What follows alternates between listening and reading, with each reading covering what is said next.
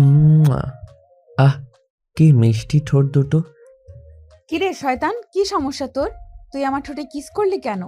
কেন আবার? এই যে তোকে বললাম না তো, ঠোঁট দুটো দারুণ মিষ্টি। আমার তোর ঠোঁট দুটো চুষে খেতে সেই ইয়াম্মি লাগে। তাই তো সবসময় তোর ঠোঁট দুটো চুষে খেতে চাই। দেখ, একদম আমার মেজাজ খারাপ করবি না বলে দিলাম। খালামণি তোকে ডাকছে ঘুম থেকে ওঠার জন্য। তাড়াতাড়ি ঘুম থেকে ওঠ আর নাস্তা খেয়ে খালামণিকে উদ্ধার করতে বলেছে খালামণি। খালামণি একটু বাইরে যাবে তাই। আম্মু কেন আমার জন্য বসে আছে?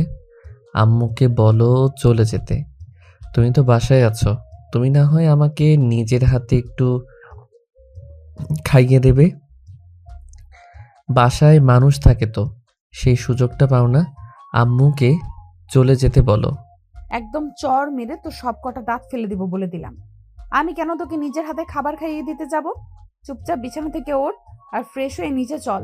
আমার ভার্সিটি যাওয়ার সময় হয়ে গেছে, আমি ভার্সিটিতে চলে যাচ্ছি। এই আশা শোন, আমি তো তোর বড় হই, তাহলে তুই আমাকে সবসময় তুই তুই করে কেন বলিস? বলতো, আমায় একটু ভালোবেসে তুমি করে বলতে পারিস না? তুই আগে নিজে ভালো হ, তারপর আমার কাছ থেকে ভালো কিছু আশা করিস। আমি কেন তোকে তুমি করে বলতে যাব? তুই কি আমার সমবয়সী? তুই আমার থেকে মাত্র 3 দিনের বড়, আর তার জন্য আমি তোকে তুমি করে বলতে যাব? কখনোই না। এখন কথা না বাড়িয়ে চুপচাপ নিচে আয়, খালামণি অপেক্ষা করছে। এই কথা বলে আশা রুম থেকে বের হয়ে চলে গেল। অপর দিকে রাজ বিছানা ছেড়ে উঠল আর ওয়াশরুমে চলে গেল ফ্রেশ হওয়ার জন্য। আয়শা রেডি হয়ে তারপর নিচে গেল নাস্তা খাওয়ার জন্য। নাস্তার টেবিলে বসতেই তার আম্মু তাকে বলতে লাগলো, এই ছেলে, কি সমস্যা তোমার? প্রতিদিন তোমাকে ঘুম থেকে ওঠানোর জন্য আর একজন গামলা রাখতে হয় কেন? তুমি কি সকাল সকাল ঘুমিয়ে আর সকাল সকাল ঘুম থেকে উঠতে পারো না? না, রাতের বেলা আমার আবার মোবাইল টিপাটিপি না করলে একটু ভালো লাগে না, আর ঘুম তো একদমই আসে না। তাহলে আমি তাড়াতাড়ি ঘুমাবো কি করে? তাছাড়া আশা তো আমাদের বাড়িতে বসে বসেই খাচ্ছে, তাহলে সকালবেলা আমাকে ঘুম থেকে ডেকে তোলার চাকরিটা করলে তো খারাপ হয় না? আমাকে কি তুই নিজের চাকর পেয়েছিস নাকি, যে আমি প্রতিদিন সকালবেলা তোকে ঘুম থেকে ডেকে তুলবো? আমি পারবো না তোকে ঘুম থেকে ডেকে তুলতে। যদি তোর ইচ্ছে থাকে তাহলে নিজে নিজে ঘুম থেকে উঠতে পারিস, তা না হলে সারা দিন ঘুমিয়েই কাটিয়ে দিস। তোকে ভার্সিটিতেও যেতে হবে না। আর হ্যাঁ খালামণি, আমি তোমাকে বলে দিচ্ছি, আজকের পর থেকে কিন্তু আমি আর কখনোই তোমার ছেলেকে ডাকতে যাব না। একে তো আমাদের বাড়িতে বসে বসে খাচ্ছিস, তার উপর আবার এত বড় বড় কথা বলছিস। তুই যদি আমাকে ঘুম থেকে ডেকে তুলতে না পারিস, তাহলে কি তোকে বসিয়ে বসিয়ে খাওয়াবো নাকি? চুপ কর বেয়াদব মার্কা ছেলে, চর দিয়ে তোর সব কটা দাঁত ফেলে দিব বলে দিলাম। তুই কি নিজে ইনকাম করিস নাকি? নিজেই তো অন্যের কামাই খাচ্ছিস, তারপর আবার বড় বড় কথা বলছিস। আজ আসুক তোর বাবা, আমি তোর বাবাকে সব বলবো। হায় আল্লাহ, এটা কি করতে গিয়ে কি হয়ে গেল? আমি নিজের বাড়িতে থাকি নাকি অন্যের বাড়িতে থাকি, সেটাই তো বুঝতে পারছি না। আমার নিজের আম্মু আমাকে থ্রেট করছে যে আমার আব্বুর কাছে আমার নামে বিচার দিবে। হ্যাঁ, তুমি একদমই ঠিক শুনতে পেয়েছো। যাও, তুমি যদি আমার কথা না শোনো আর উল্টাপাল্টা কাজ করো, তাহলে আমি তোমার আব্বুর কাছে তোমার নামে বিচার দিতে বাধ্য হব। কারণ তুমি ইদানিং বড্ড বেশি বেয়াদব হয়ে যাচ্ছ। খালামুনি, আমি আসছি, ভার্সিটির টাইম হয়ে গেছে। তোমার ওই উগান্ডা মার্কা ছেলের নাস্তা শেষ হলে তারপর ভার্সিটিতে পাঠিয়ে দিও। এই তুই উগান্ডা কাকে বলছিস? তুই উগান্ডা, তোর 14 গোষ্ঠী উগান্ডা। আমার সঙ্গে ভদ্র ভাষায় কথা বলবি, তা না হলে কিন্তু তোর সঙ্গে খারাপ কিছু হয়ে যাবে বলে দিলাম। তাই নাকি? কি করবি তুই? প্রয়োজন হলে তোকে বিয়ে করে সারা জীবন আমার বউ বানিয়ে রাখবো, যাতে করে তুই কখনোই আমার উপরে যেতে না পারিস আর আমার উপর হুকুম খাটাতে না পারিস। হ্যাঁ, তাহলে তো ভালোই হবে। তাহলে আর আমার ভাগ্নির জন্য আলাদা করে পাত্র খুঁজতে হবে না। কিন্তু দুর্ভাগ্য, আমার বোন হয়তো তোর মতো উগান্ডা মার্কা ছেলের সঙ্গে নিজের মেয়েকে বিয়ে দিতে কোনোদিনই সম্মত হবে না। নীল তখন বুঝতে পারল এখানে কথা বলে কোনো লাভ নেই। যেখানে নিজের মা সন্তানের পক্ষ নিয়ে কথা বলে না, সেখানে কথা বলাই তো অনর্থক। তাই সে আর কোনো কথা না বলে চুপচাপ নাস্তা শেষ করে ভার্সিটির উদ্দেশ্যে বের হয়ে পড়ল। এদিকে আশা তো অনেকক্ষণ আগেই ভার্সিটিতে চলে এসেছে। ভার্সিটিতে এসে আশা তার বান্ধবীদের নিয়ে ক্যাম্পাসে বসে আড্ডা দিচ্ছিল। তখনই রাজ সেখানে উপস্থিত হয় আর আশার মাথার চুল টেনে ধরে বলে, এই শাকচুন্নি, এখানে কি করছিস? তোর বান্ধবীদের নিয়ে পরিকল্পনা করছিস নাকি কিভাবে আমার সঙ্গে ঝগড়া করবি? একদম ভালো হবে না বলে দিচ্ছি। তুই কিন্তু ইদানিং খুব বেশি বেড়ে গেছিস। এটা কিন্তু তোর জন্য মঙ্গলজনক নয়। তুই তো খুব ভালো করেই জানিস আমার হাত কতদূর পর্যন্ত চলে। এই দেখ, একদম ফুটানি করতে আসিস না। এটা বাসা নয় যে এখানে কেউ তোকে বাঁচাতে আসবে। এটা ভার্সিটি, এখানে কেউ তোকে বাঁচাতে আসবে না আমার হাত থেকে। ও তাই নাকি? তার মানে তুই আমাকে থ্রেট করছিস, তাই না? আচ্ছা ঠিক আছে, তাহলে আমিও দেখতে চাই তুই কি করতে পারিস। কথাটা শেষ হওয়া মাত্রই রাজ আশাকে একটা চড় মারতে চাইছিল, কিন্তু আশা তাকে সেটা করার সুযোগ না দিয়ে তত করে তার হাতটা ধরে ফেলে আর হাত মোচড় দিয়ে হাতটা ছেড়ে দেয়। আর সঙ্গে সঙ্গে ঠাস ঠাস করে তার দুই গালে দুটো চড় বসিয়ে দিয়ে বলে, আমি আশা করি তুই বুঝতে পেরেছিস আমার সঙ্গে লাগতে আসাটা তোর কর্ম নয়। তাই আজকের পর থেকে কখনো আমার সঙ্গে কথা বলতে আসলেও চিন্তা ভাবনা করে তারপর আসবি। দেখ, তুই যেটা করেছিস একদম খারাপ করেছিস। এর পরিণাম কিন্তু খুবই খারাপ হবে, এটা আমি তোকে বলে দিলাম। এই বলে রাজ সেখান থেকে চলে গেল। ভার্সিটির স্টুডেন্টের সামনে অপমান করা এটা সে কোনোভাবেই হজম করতে পারছে না। ওদিকে ভার্সিটির ছুটি হতে না হতেই রাজ ভার্সিটি থেকে বের হয়ে বাসায় চলে গেল। এদিকে আশা ভার্সিটির গেটের সামনে দাঁড়িয়ে তার জন্য অপেক্ষা করছিল, কারণ প্রতিদিন ভার্সিটি ছুটি হলে রাজ বাইকে করে নেহাকে বাসায় নিয়ে যায়। অপেক্ষা করেই যাচ্ছে, কিন্তু রাজের দেখা মিলছে না। তাই সে বাধ্য হয়ে বাসায় ফোন দিল। আসসালামু আলাইকুম খালামণি, তোমার ছেলে কোথায়? আমি সেই কখন থেকে ভার্সিটির গেটে বাইরে দাঁড়িয়ে অপেক্ষা করছি, কিন্তু তাকে কোথাও দেখতে পাচ্ছি না। কি বলিস তুই এটা? আমার আগে সন্দেহ হয়েছিল, কিন্তু রাজ তো আমাকে বাসে এসে বলল তুই নাকি তোর বান্ধবীদের সঙ্গে ঘুরতে গেছিস, আর তাকে নাকি বাসে চলে আসতে বলেছিস। একদম মিথ্যা কথা খালামণি। তোমার ছেলে ভার্সিটিতে এসে আমার সঙ্গে বেয়াদবি করেছে, আমার গায়ে হাত তুলতে চেয়েছিল। আমি তাকে সেটা করতে দেইনি বলে সে আমার সঙ্গে রাগে এসব করছে। আচ্ছা ঠিক আছে, কোনো সমস্যা নেই। তুই একটা অটো নিয়ে বাসে চলে আয়, তারপর ব্যাপারটা আমি দেখছি। আর তার কিভাবে এত বড় দুঃসাহস হয়, সে তোকে বাইরে রেখে নিজে বাসে চলে এলো। আশা তখন আর কোনো কথা না বলে ফোনটা কেটে দিল, আর তারপর একটা অটোতে করে বাসায় চলে এলো। বাসায় এসে দেখতে পেল রাজ নিজেও রুমের দরজা লাগিয়ে উচ্চ শব্দে সাউন্ড বক্স বাজিয়ে গান শুনছে। তখন সে রাজের রুমে বেশ কয়েকবার দরজায় নক করলো, কিন্তু রাজ দরজা খুলল না। তাই সে বিরক্ত হয়ে সেখান থেকে চলে গেল। তারপর ফ্রেশ হয়ে দুপুরের খাবার খেয়ে একটু ঘুমিয়ে পড়ল। যখনই তার ঘুম ভাঙলো, তখনই সে নিজের বুকের উপর কারো নিঃশ্বাস অনুভব করলো। তখনই চোখ খুলে তাকিয়ে দেখলো রাজ তার বুকের উপর শুয়ে আছে। এটা দেখে সে তো একদম ভূত দেখার মতো চমকে গেল আর চিৎকার দিয়ে উঠল।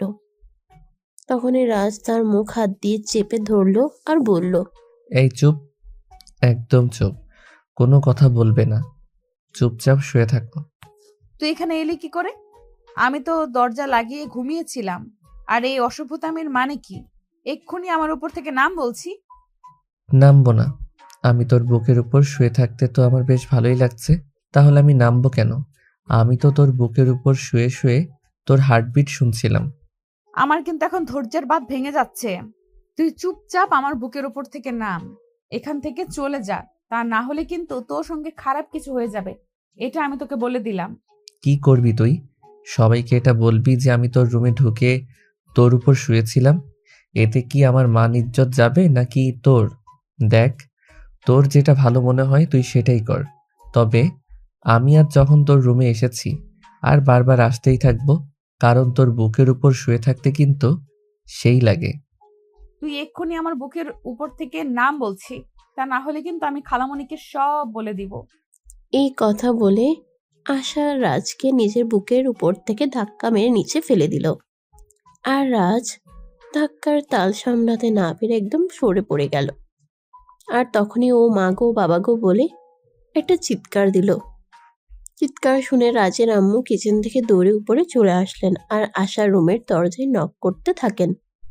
কি ব্যাপার আশা, কি হয়েছে? তোর রুমে চিৎকারের আওয়াজ শুনতে পেলাম। কই খালামণি, তুমি মনে হয় ভুল কিছু শুনেছ।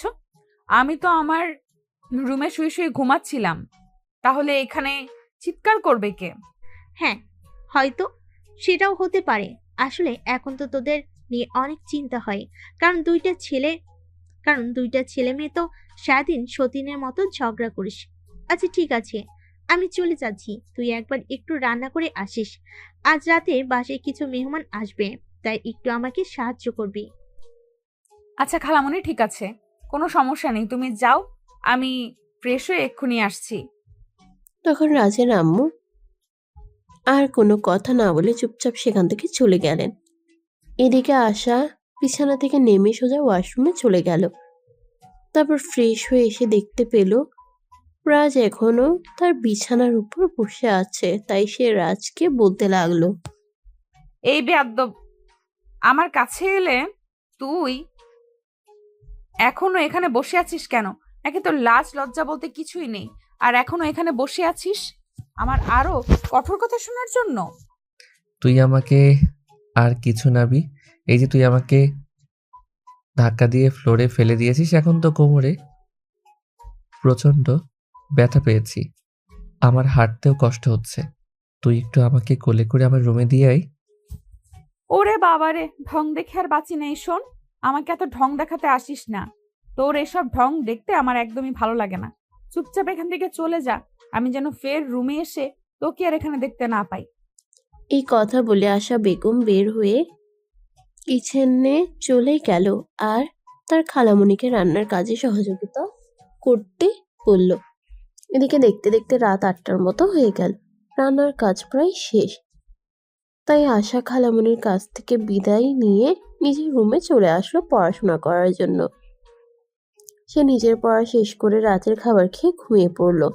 এর পরদিন সকালবেলা যখন ভার্সিটি যাবে, রেডি হয়ে ড্রয়িং রুমে বসে অপেক্ষা করছে রাজের জন্য, কিন্তু রাজ এখনো নিচে আসছে না। তাই সে রাজের আম্মুকে বলল, খালামণি, তোমার ছেলে কি এখনো ঘুম থেকে ওঠেনি নাকি?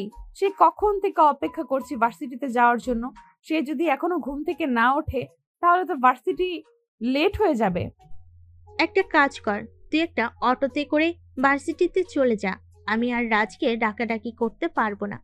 তার যদি ইচ্ছে হয় সে ঘুম থেকে উঠবে, না হলে ঘুম থেকে ওঠার কোনো প্রয়োজন নেই। তার যা ভালো লাগে সে তাই করুক। আচ্ছা ঠিক আছে খালামণি, কোনো সমস্যা নেই। আসলে তোমাকে এই জন্যই বললাম, আমি যদি তোমাকে না বলে ভার্সিটিতে চলে যাই তারপর তো আবার তুমি আমাকে কিছু বলতে পারো, তাই। এ বলে আশা খালামণির কাছ থেকে বিদায় নিয়ে বাসা থেকে বের হয়ে চলে গেল। এদিকে রাজের যখন ঘুম ভাঙলো তখন প্রায় দুপুর 12টার মতো বাজে। সে ঘুম থেকে উঠেই মোবাইলটা হাতে নিল। মোবাইল হাতে নিয়ে যখন দেখতে পেল প্রায় 12টা বাজে, তখন সে চিৎকার করে তার আম্মুকে ডাকতে লাগলো। আম্মু, ওই আম্মু, কোথায় তুমি? একটু তাড়াতাড়ি এদিকে আসো তো। কি ব্যাপার, কি হয়েছে? তোর কি সমস্যা? এভাবে সারের মতো চেঁচামেচি করছিস কেন? আমি ষাঁড়ের মতো চেঁচামেচি করছি তাই না? আচ্ছা ঠিক আছে, এখন তুমি আমাকে এইটা বলো যে এখন কয়টা বাজে? এখন কয়টা বাজে সেটা জেনে আমার কোনো কাজ নেই, তাই আমি দেখার বা জানার কোনোটাই প্রয়োজন বোধ করছি না। আম্মু, এখন দুপুর 12টা বেজে গেছে, তুমি আমাকে সকালবেলা ঘুম থেকে ডেকে দাওনি কেন? আমার তো আজ ভার্সিটিতে যাওয়াই হলো না, সামনেই আমার এক্সাম। এখন যদি ভার্সিটিতে না যাই তাহলে প্রিন্সিপাল স্যার আমাকে বকাবকি করবে। তোমার সঙ্গে যেটা হওয়ার উচিত সেটা তো হতেই হবে, কারণ তুমি তো সেটারই যোগ্য। যে ছেলে নিজের ইচ্ছে ঘুম থেকে উঠে ভার্সিটি যেতে পারে না, তাকে কেন আরেকজন ঘুম থেকে ডেকে দিতে যাবে? তোমার ইচ্ছে হলে তুমি নিজের ইচ্ছাতেই ঘুম থেকে উঠে ভার্সিটি যেতে পারো, আর না হলে নাই। আমাদের কোনো মাথা ব্যথা নাই এই ব্যাপারে। রাজ তখন খুব ভালোভাবে বুঝতে পারলো তার আম্মুর সঙ্গে কথা বলে আর কোনো লাভ হবে না, তাই সে কোনো কথা না বলে চুপচাপ বিছানা থেকে নেমে ওয়াশরুমে চলে গেল। তারপর ফ্রেশ হয়ে একটা নতুন শার্ট আর একটা নতুন প্যান্ট পরে বাসা থেকে বের হয়ে চলে যাচ্ছিল। এমন সময় পেছন থেকে তার আম্মু বলে ওঠেন, তো কি ব্যাপার মহাশয়, এভাবে আপনি সেজেগুজে রেডি হয়ে কোথায় যাচ্ছেন, একটু বলা যাবে কি? আমার যেখানে ইচ্ছা আমি সেখানে যাচ্ছি, কারণ এই বাড়িতে তো আমার কোনো মূল্য নেই। আমি কাউকে কোনো কথা বলে শোনাতেও পারি না। আমি কোনো কথা বলতে গেলে উল্টে আমাকে আরও কথা শুনতে হয়। তাই ভাবছি নিজেকে একান্ত একটু সময় দেই, যেখানে আমার কারো কথা শোনা লাগবে না। তাহলে একটা কাজ করতে পারিস, তুই তোর নিজের সমস্ত জিনিসপত্র নিয়ে বাসা থেকে চলে যেতে পারিস। তাহলে আর তোকে কেউ কোনো ব্যাপারে বিরক্ত করবে না, আর তোকেও বিরক্ত হতে হবে না। তোর জিনিসপত্রগুলো গুছিয়ে নিতে পারবি, নাকি আমাকে সহযোগিতা করতে হবে? আল্লাহ, তুমি আমাকে উদ্ধার করো। এ কেমন ফ্যামিলিতে আমায় জন্ম দিলে? আমি তো সেটাই ভাবতে পারছি না, যেখানে আমার নিজের আম্মুও আমার কথা ভাবে না। এরপর রাজ আর কোনো কথা না বলে চুপচাপ বাসা থেকে বের হয়ে চলে গেল। বাইরে একটা ছোট্ট চায়ের দোকানে বসে আড্ডা দিচ্ছে। ঠিক তখনই ভার্সিটি ছুটি হয়ে গেল। আশা একটা অটো রিকশায় করে বাসার দিকে যাচ্ছিল। তখনই রাজ তার পথ আগলে দাঁড়ায় আর রিকশার সামনে দাঁড়িয়ে বলে, এই শাকচুন্নি ডাইনি, কি সমস্যা তোর বলতো আমাকে? রাজ, ভদ্রভাবে কথা বল। এটা বাসা নয়, এটা রাস্তা। আর আশপাশের লোকজন দেখছে, তাই আমি আশা করব তুই এমন কিছুই করবি না যেটা তোর আর আমার দুজনেরই ক্ষতি হবে। এই দেখ, এত ভদ্রতা দেখাতে আসিস না। তোকে আমার চেনা হয়ে গেছে। তুই আমার 7 জন্মের শত্রু। তাই তো তোকে আমি বিয়ে করে আমার ঘরের বউ বানিয়ে রাখতে চাই, যাতে আমার সঙ্গে শত্রুতামি করার সাহস না দেখাতে পারিস। এই স্বপ্নটা তো সারা জীবন স্বপ্নই রয়ে যাবে, কোনোদিনও তা বাস্তবে পরিণত হবে না। কারণ তোর মতো উগান্ডাদের বংশধরের সঙ্গে আমি কেন, পৃথিবীর কোনো মেয়েই বিয়ে করবে না। এই বলে আশা রিকশাওয়ালা মামাকে রিকশা চালাতে বলল। আর রিকশাওয়ালা মামা তো এখন সেখানে আর দাঁড়িয়ে না থেকে রিকশা চালিয়ে আশাকে বাসা পর্যন্ত পৌঁছে দিল। বাসায় এসে আশা তার খালামণির কাছে সবকিছু খুলে বলল। সবকিছু শুনে তার খালামণি বলল, আমি বুঝতে পারি না এই ছেলেটার আসলে সমস্যাটা কোথায়, মাথায় নাকি পেটে? আচ্ছা ঠিক আছে, তুই কোনো চিন্তা করিস না, আজ বাসায় আসুক, একে এমন শিক্ষা দিব জনমের মতো ভালো হয়ে যাবে। এই কথা তো তুমি প্রতিদিনই বলো, কিন্তু আদৌ কি তুমি তোমার ছেলেকে একটুও ভদ্র করতে পেরেছো? পারোনি তো। আসলে এটা তোমাদেরই ব্যর্থতা, কারণ নিজের সন্তানকে সুশিক্ষায় শিক্ষিত করতে না পারলে এরকম তো হবেই। আশা, ভদ্রভাবে কথা বল, ভুলে যেও না আমি তোমাদের খালামণি হই। আর রাজ আমার নিজের ছেলে, তাকে আমি যথেষ্ট শাসন করি, কিন্তু ছেলেটা এমন বিগড়ে গিয়েছে, তো আর কি করব বলো? এটা তো আর মেরে ফেলার মতো জিনিস নয় যে মেরে ফেলে দেব। হাজার হোক আমার নিজের সন্তান বলে কথা। আই এম সরি খালামণি, আমি আসলে তোমাকে হার্ট করতে চাইনি। কথাটা মুখ ফসকে বের হয়ে গেল। সরি, প্লিজ আমাকে ক্ষমা করে দিও। এই বলে নেহা সেখান থেকে চলে গেল। আর সেদিন রাত সারাদিন বাসায় আসলো না। যখন বাসায় আসলো তখন রাত প্রায় 10টার কাছাকাছি বাজে। সবাই খেয়ে দিয়ে নিজের রুমে চলে গেছে। তার আম্মু ড্রয়িং রুমে বসে তার জন্য অপেক্ষা করছে। বাড়িতে এসে রাজ যখন কলিং বেল চাপ দিল তখন তার আম্মু এসে দরজা খুলে দিল। রাজ যেই না বাসার ভিতরে ঢুকতে যাবে তখনই তার আম্মু তাকে ঠাস করে কয়েকটা চড় মেরে বলতে লাগলো, এই অসভ্য বদমাইশ ছেলে, তোকে আমি কতবার বলেছি একটু ভালো হ, নিজেকে একটু বদলানোর চেষ্টা কর, কিন্তু তুই সেটা করবি না বলে ঠিক করে রেখেছিস। আমার কোনো কথা শোনার ইচ্ছে তো তোর নেই। তুই তুই কি জীবনে কোনোদিন ভালো হবি না বলেই ঠিক করে নিয়েছিস? আম্মু, তুমি আমার গায়ে হাত তুললে এটা আমি কোনোদিন কল্পনাও করিনি। তোর জন্ম দেওয়ার আগে আমি এটা চিন্তা করিনি যে তুই আসলে একটা অমনুষ্য হবি। যদি জানতাম তাহলে তোকে জন্মের পরেই গলা টিপে মেরে ফেলতাম। আম্মু, তোমাকে আমি একটা কথা বলতে চাই। দেখো, আসলে আশাকে আমি ভালোবাসি। তাকে আমি বিয়ে করতে চাই, আর সারা জীবন একসঙ্গে থাকতে চাই। তাই তো তার সঙ্গে আমি এরকম করি যাতে সেটা তোমাদের চোখে পড়ে আর তোমরা কিছুটা হলেও আন্দাজ করতে পারো। কিন্তু আশা মনে হয় আমাকে একদমই সহ্য করতে পারে না। কথাটা রাজকে শেষ করতে না দিয়ে তার আম্মু তার গালে আরো 2টা চড় মেরে বলতে লাগলো। হাই আল্লাহ, তোর মেন্টালিটি এত নিচু, আমার ভাবতে অবাক লাগছে। নিজের খালাতো বোনকে বিয়ের কথা বলতে কি তোর একবার লজ্জা করেনি? ছি ছি, আমি এসব কি শুনছি? আম্মু দেখো, ভালোবাসা বলে কই হয় না। আশা আর আমি দুজনে সেই ছোট থেকে একসঙ্গে বড় হচ্ছি। আমাদের বেড়ে ওঠা একসঙ্গেই। নিজেদের ভালো বন্ধু বলতে আমরা দুজন দুজনকেই চিনি। কখনো তো আশা ছাড়া অন্য কোনো মেয়ের সঙ্গে আমার সেইভাবে মেলামেশা করা হয়ে ওঠেনি। আমার বুঝবার মতো সময়টা, আমার প্রেম করার মতো সময়টা, আমার কাউকে ভালো লাগা ভালোবাসার মতো সময়টা আমি আশার সঙ্গেই তো পার করেছি। তাই তো আমার জীবনে অন্য কোনো নারী মনে হয় কখনো জায়গা করতে পারবে না। তাই বলে নিজের আপন খালাতো বোনকে কেউ ভালোবেসে বিয়ে করার কথা বলে? হাই আল্লাহ, আমি এটা কেমন ছেলে জন্ম দিলাম? তুই এখনই আমার চোখের সামনে থেকে দূর হয়ে যা। আমি তোর চেহারাটাও দেখতে চাইছি না। রাজ তখন কোনো কথা না বলে চুপচাপ সেখান থেকে চলে গেল। এই সকল কথাবার্তা আড়াল থেকে শুনছিল রাজের আব্বু, রাজের আম্মু। যখন রাজের সঙ্গে কথা বলা শেষ করে রুমে গেল, তখন রাজের আব্বু রুমের দরজাটা বন্ধ করে দিয়ে আস্তে করে রাজের আম্মুর পাশে গিয়ে বসলো আর তাকে বলল। রাজের মা, দেখো, আমি তোমাকে একটা কথা বলতে চাই অ্যাজ এ হাজব্যান্ড হিসেবে। তুমি আবার এত ঢং করে কি বলতে এসেছো? কি বলবে তাড়াতাড়ি বলে ফেলো। আমার আবার এত সময় নেই, ঘুম পাচ্ছে আমার, আমি ঘুমাবো। দেখো, আমরা দুজন তো দুজনকে ভালোবেসে বিয়ে করেছি, তাই আমাদের উচিত আর একজনের ভালোবাসাটাকে রেসপেক্ট করা, ভালোবাসাটাকে বোঝা। মানে তুমি আমাকে কি বলতে চাইছো আর কি বোঝাতে চাইছো সেটা সরাসরি বলো। হেয়ালি করে কথা বলা যে আমার একদমই পছন্দ নয়, সেটা তো তুমি খুব ভালো করে জানো, তাই নয় কি? আসলে আমি তোমাকে এটাই বলতে চাইছিলাম যে রাজ আর আশা ওদের লাইফের অনেকটা সময় একসঙ্গে কাটিয়েছে। তাছাড়া আশা তো সেই ছোটবেলা থেকে রাজের সঙ্গে রয়েছে। তাই আমার মনে হয় রাজ যেটা বলছে একদম সত্যি কথাই বলছে। তার মানে তুমি আমাকে এটা বলতে চাইছো যে তুমি তোমার ছেলেকে সাপোর্ট করছো, তাই নাকি? কিন্তু আমি সেটা করতে পারলাম না, কারণ আশারামও আমার আপন মায়ের পেটের বোন। তাকে আমি কোনোদিনও এমন প্রস্তাব দিতে পারবো না। আর সবচেয়ে বড় কথা হলো, আশাকে আমি দেখেছি। আশা তোমার ছেলেকে বরাবরই আপন ভাইয়ের চোখে দেখে আসে। কোনোদিনও রাজকে প্রেমিক কিংবা স্বামীর চোখে দেখতে পারবে কিনা সেটা আমার জানা নেই। এই কথা বলে রাজের আম্মু বিছানায় গিয়ে ঘুমিয়ে পড়লো। আর এদিকে বেশ কয়েকদিন সময় কেটে গেল। রাজ আর আশা দুজনেই অনার্স ফাইনাল ইয়ারে এবছর পরীক্ষা দিয়েছে।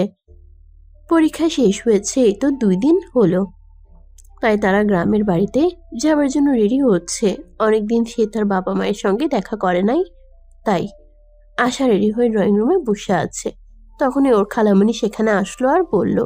আচ্ছা ঠিক আছে, তাহলে তুমি যাও। আর রেজাল্টের সময় কি এখানে আসবে? সেটা আমি সঠিক বলতে পারছি না, কারণ তুমি তো জানোই আমিও তোমার সঙ্গে কি ব্যাপারে কথা বলছি।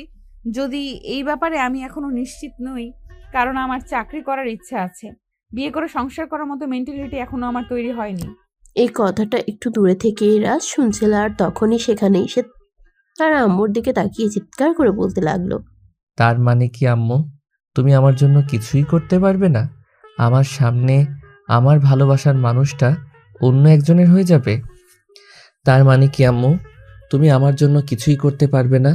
আমার চোখের সামনে আমার ভালোবাসার মানুষটা অন্য একজনের হয়ে যাবে, সেটাও আমাকে দেখতে হবে?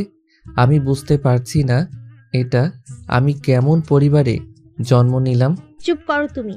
তোমাকে আমি তখনও বলেছি আর এখনো বলছি, যেটা তুমি চাইছো বা যেটা আমাকে বলছো সেটা কোনোদিনও সম্ভব নয়। আসলে যদি আমার আপন বোনের মেয়ে না হতো তাহলে আমি বিষয়টা ভেবে দেখতে পারতাম, কিন্তু তুমি সবকিছু জেনে শুনে এরকমটা করতে পারো না। আমরা সবাই মিলে দেখে শুনে তোমাকে বিয়ে করব। আশা যদি আমার জীবনে না আসে তাহলে অন্য কোনো মেয়ের প্রয়োজন নেই আমার জীবনে। তোমাদের যা ইচ্ছে তোমরা তাই করতে পারো, কিন্তু আমি তোমাদের পরিষ্কার জানিয়ে দিয়েছি, আশা ছাড়া অন্য কোনো মেয়েকে আমি কোনো দিনই বিয়ে করব না। খালামণি আমি চলে যাচ্ছি। আমার মনে হয় তোমার ছেলের মাথায় সমস্যা হয়েছে। আমি চলে যাওয়ার পর তোমরা তোমার ছেলেকে একটু ডাক্তার দেখানোর চেষ্টা করবে। তাতে যদি তোমার ছেলে একটু মানসিক উন্নতি হয়, তা না হলে কিন্তু আমার মনে হয় খুব শীঘ্রই তোমার ছেলেকে নিয়ে পাবনাতে চলে যেতে হবে। আশা, তোমাকে এসব কিছু নিয়ে কোনো চিন্তা করতে হবে না। তুমি নিশ্চিন্ত মনে বাড়িতে ফিরে যাও। তোমার আম্মু সকালে ফোন দিয়েছিল। আমি তোমার আম্মুর সাথে আমি তোমার আম্মুর সাথে কথা বলেছি। ওর ব্যবস্থা আমি করছি। ওটা নিয়ে তুমি কোনো টেনশন করো না। অতঃপর আশা আর কোনো কথা না বলে চুপচাপ সেখান থেকে বের হয়ে বাড়ির উদ্দেশ্যে রওনা দিল। সে যখন গ্রামে এসে পৌঁছালো তখন প্রায় বিকেল হবে। বাড়ির গেটের সামনে দাঁড়িয়ে এসে তাড়াতাড়ি তার চাচাতো ভাই বোনেরা তাকে ঘিরে ধরলো, আর সবাই তার সঙ্গে অনেক কথা বলতে থাকলো। এভাবে তার চাচাতো ভাই বোনদের সঙ্গে কথা বলা শেষ করে ভিতরে যেতে যেতে প্রায় সন্ধ্যা হয়ে গেল। তার আম্মু তখন রান্নাঘরে কাজ করছিল, তাকে দেখে বলল, কি ব্যাপার আশা, তোমার আসতে এত দেরি হলো কেন? আমি তো সকালবেলা তোমার খালামণির সঙ্গে ফোনে কথা বলেছিলাম। সে তো বলেছিল তুমি দুপুরের মধ্যেই চলে আসবে, কিন্তু এদিকে তো বিকেল গড়িয়ে সন্ধ্যা হয়ে গেল। আম্মু খালামণি ঠিক কথাই বলেছিল, কিন্তু সমস্যা হলো রাস্তায় প্রচুর যানজট ছিল, যার কারণে আমাকে আসতে দেরি হয়েছে। যাই হোক, কোনো ব্যাপার না। আমার খুব ক্ষুধা পেয়েছে, আমাকে কিছু খেতে দাও। তোমার আর রাজার দুজনেরই তো ভার্সিটি বন্ধ, তাহলে তুমি তোমার সঙ্গে রাজকে এখানে নিয়ে আসতে পারতে। ছেলেটা তো সেই ছোটবেলা থেকে শহরে বড় হয়েছে, গ্রামের পরিবেশ আর আবহাওয়া তো সে দেখেইনি। ছেলেটাকে তোমার সঙ্গে নিয়ে আসলে কয়েকটা দিন এখানে থাকতে পারতো। তোমার ওই উগান্ডারের বংশধর ভাগ্নেকে এখানে নিয়ে আসার কোনো ইচ্ছে আমার নেই। ওদের বাড়িতে রয়েছি বলে আমাকে যেইভাবে ইচ্ছে সেইভাবে জ্বালিয়ে, আর এখানে আমি নিজের বাড়িতে এসে কি ওর জ্বালাতন সহ্য করব নাকি? এটা কিন্তু তুমি একদম ঠিক বলনি। তুমি যদি তোমার খালামণির কাছে এতদিন থাকতে পারো, তাহলে তো সে কয়েকটা দিন আমার কাছে থাকার আশা করতেই পারে। যাই হোক, তুমি ভেতরে যাও, আমি কাল না হয় পরশু রাজকে ফোন দিয়ে এখানে আসতে বলবো। আশা তখন তার আম্মুকে কোনো উত্তর না দিয়ে চুপচাপ সেখান থেকে চলে গেল। রুমটাতে এতদিন বহু বছর পর পর আসা হতো, কিন্তু এখন সে অনেকদিন থাকতে পারবে এখানে, যতদিন পর্যন্ত তার বিয়ের সম্বন্ধ ঠিক না হচ্ছে। রুমে এসে ফ্রেশ হতে চলে গেল। ফ্রেশ হয়ে এসে সোজা চলে গেল খাবার টেবিলে। তারপর খাবার খেয়ে ভাই বোনদের সঙ্গে নিয়ে আড্ডা দিতে থাকলো। এভাবে কেটে গেল সেই দিনের দিনটা।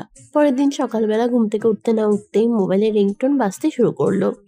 আশা মোবাইলটা হাতে নিয়ে দেখলো রাস্তাকে কল করেছে। যদিও সে ফোনটা রিসিভ করতে ইচ্ছুক ছিল না, কিন্তু পরপর রিং হয়েই যাচ্ছিল, তাই সে ফোনটা রিসিভ করলো। এই মেয়ে, কি ব্যাপার, কি সমস্যা তোর? আমি সেই তখন থেকে ফোন দিয়ে যাচ্ছি, তুই আমার ফোন তুলছিস না কেন? নাকি ওখানে যাওয়ার আগেই নতুন বয়ফ্রেন্ড জুটিয়ে নিয়েছিস, যার কারণে এখন আর আমাকে তোর প্রয়োজন মনে হচ্ছে না? দেখ, উগান্ডারের বংশধর, একদম ভদ্রভাবে কথা বল। বয়ফ্রেন্ড আমার জীবনে কোনোদিন আসেনি আর আসবেও না। তুই তো ভালো করে জানিস আমার ফ্যামিলি আমার জন্য সম্বন্ধ করেছে, আর আমি আমার ফ্যামিলির পছন্দ করা ছেলেকেই বিয়ে করব। আশা, আমি তোকে বলেছি আর আম্মুকেও বলেছি, আমি কিন্তু তোকে ভালোবাসি। আমি কিন্তু তোকে অন্য কারোর হতে কোনোদিনই দেব না। তুই আমার, আর শুধু আমারই থাকবি। শোন, তোর মতো ইতর লম্পট চরিত্রহীন একটা ছেলেকে কোনোদিন আমি বিয়ে করতে যাব না। কারণ যেই ছেলে বোনের রুমে লুকিয়ে ঢুকে খালাতো বোনকে কিস করতে পারে, সেই ছেলেকে আর যাই হোক নিজের জীবন সঙ্গী করা যায় না। এই শোন, তোর যা ইচ্ছে তাই করতে পারিস, কিন্তু তুই যদি আমাকে ছাড়া ভুল করেও অন্য কোনো ছেলেকে বিয়ে করিস, তাহলে কিন্তু আমি তোকে এইটা বলে দিচ্ছি, তুই বিয়ে করতে পারবি ঠিকই ওই ছেলেটাকে, কিন্তু তোর সঙ্গে বাসর ঘরে আমি থাকবো। রাজ, এখন কিন্তু একদম বেশি হয়ে যাচ্ছে। তুই কিন্তু একদম ধৈর্যের সীমা ছাড়িয়ে যাচ্ছিস। এর ফল কিন্তু খুবই খারাপ হবে, এটা আমি তোকে বলে দিলাম। তুই কি খারাপ করতে পারিস সেটা আমিও দেখতে চাই। আমি আগামীকাল সকাল হওয়ার আগেই তোদের বাড়িতে পৌঁছাচ্ছি, কথাটা তুই মনে রাখিস।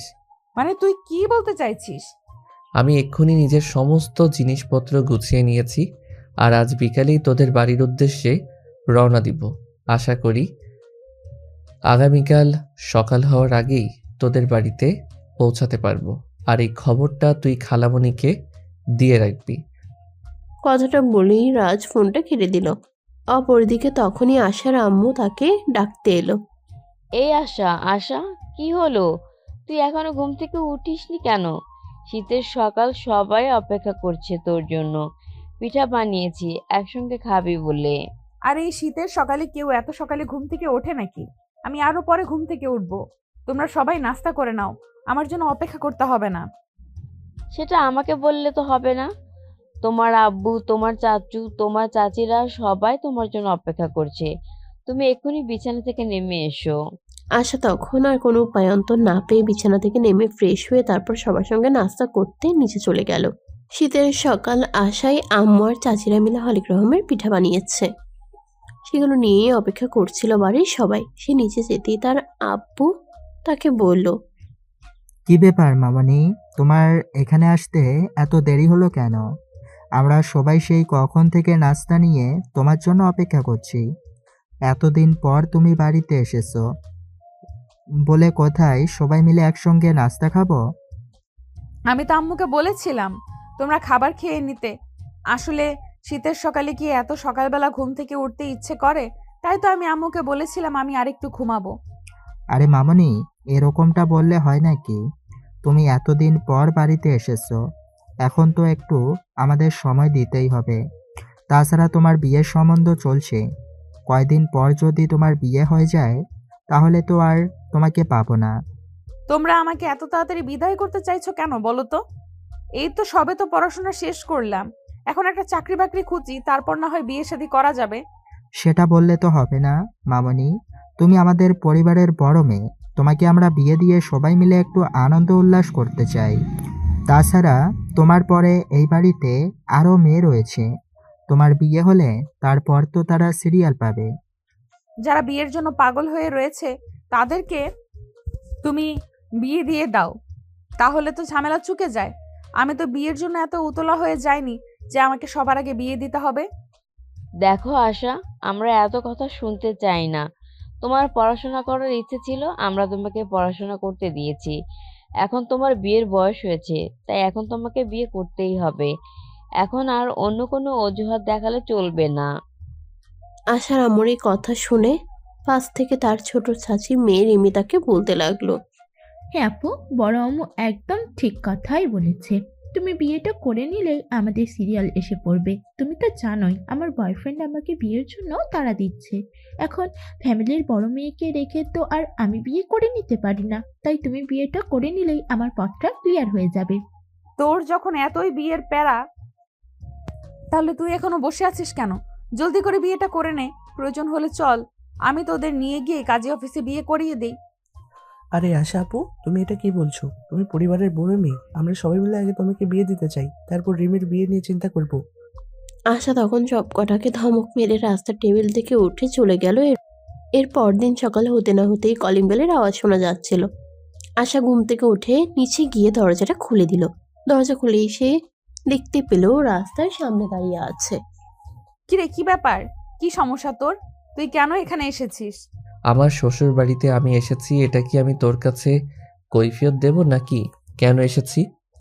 তুই আমার চোখের সামনে থেকে সর আর আমাকে ভিতরে যেতে দে। দেখ, একদম অসভ্যতামো করবি না, তাহলে কিন্তু তোর সঙ্গে খারাপ কিছু হয়ে যাবে বলে দিলাম। তুই চুপচাপ এখান থেকে চলে যা। এটা আমার বাড়ি, তোর শ্বশুর বাড়ি কেন হতে যাবে বল হারামজাদা? আশার আম্মু রান্নাঘর থেকে তাদের দুজনের কথোপকথন শুনছিল। উনি রাজ্যের কণ্ঠ শুনে কিছুটা বুঝতে পেরেছিলেন, তাই বের হয়ে দরজার সামনে আসলেন। আরে, এটা আমি কাকে দেখছি? রাজ, তুমি কখন এলে? আর আসবে, আমাকে ফোন দিয়ে বলনি কেন? তোমাকে সারপ্রাইজ দেব বলে জানানো হয়নি। যাই হোক, কেমন আছো তুমি? এই তো বাবা, আল্লাহর রহমতে ভালোই আছি। তোমার কি অবস্থা? আর তোমার আম্মু কেমন আছে? তোমার আম্মুর সঙ্গে তো সেদিন আমার কথা হয়েছিল, কিন্তু তোমার আম্মু তো আমাকে এ ব্যাপারে কিছুই বললো না যে তুমি এখানে আসবে। আসলে আম্মুকেও সেভাবে বলা হয়নি। আমি হুট করে সিদ্ধান্ত নিলাম তোমাদের এখানে আসবো আর কাউকে কোনো কিছু বলা কওয়া ছাড়াই তোমাদের এখানে চলে এলাম। যাই হোক, চলে এসেছো, ভালো করেছো। এখন ভিতরে যাও, বিশ্রাম নাও। আমি সবার জন্য নাস্তা করছি, সবাই একসঙ্গে নাস্তা খাবে। আচ্ছা খালামণি, ঠিক আছে, কোনো সমস্যা নেই। আমি এক্ষুনি ফ্রেশ হয়ে চলে আসছি। কতদিন তোমার হাতে বানানো খাবার খাওয়া হয় না। বহু বছর পর তোমার হাতের খাবার খাওয়ার সুযোগ হলে তখন কি আর আমি দেরি করতে পারি? আমি এক্ষুনি আসছি। এই কথা বলে রাজ উপরে চলে গেল। আর বেশ কিছুক্ষণ পর সে ফ্রেশ হয়ে নিচে চলে আসলো। সবাই মিলে একসঙ্গে নাস্তার টেবিলে নাস্তা খেতে বসেছে। তখনই রাজ আশার পায়ে একটা খামচি মারলো। তারা দুজনেই সামনাসামনি বসেছিল, তাই আশা সেটা দেখে রাগে গজগজ করতে থাকলো, কিন্তু সবার সামনে কিছু বলতে পারলো না। তাই সে নাস্তা শেষ না করেই টেবিল থেকে উঠে নিজের রুমে চলে গেল। আশা তখন মোবাইলে ফেসবুকের নিউজ ফিডে ঘোরাঘুরি করছিল। কি ব্যাপার ডার্লিং, কি করছো তুমি? ফালতু মার্কা কথাবার্তা বন্ধ কর। আর তুই আমাকে এটা বল যে তুই এখানে কেন এসেছিস? আমি তো তোকে এখানে আসতে নিষেধ করেছিলাম, তারপরও কেন বেহায়ার মতো এখানে চলে এসেছিস? তোকে ছাড়া থাকতে পারছিলাম না, তাই তো তোর কাছে ছুটে চলে এলাম। আমার মনে হয় আমি এখানে আসাতে তুই খুশি হোসনি, তাই না? তুই এখানে আসাতে আমি যে একদম খুশি হইনি সেটা তুই খুব ভালো করেই বুঝতে পেরেছিস। তারপরও তুই কেন বেহায়ার মতো এখানে এসেছিস বলতো? কারণ আমি তোকে ভালোবাসি। তোকে আমি আমার চোখের সামনে অন্য কারো হয়ে যেতে দেব না। যেভাবেই হোক তোকে আমি আমার করেই নিব। তোর মনের এই সুপ্ত আশাটা কোনোদিনও পূরণ হবে না, এটাই আমার বিশ্বাস। কারণ আমি তো তোকে কোনোদিনও বিয়ে করব না, আর আমার ফ্যামিলিও মনে হয় না কোনোদিনও তোর এসব পাগলামির কোনো গুরুত্ব দেবে বলে।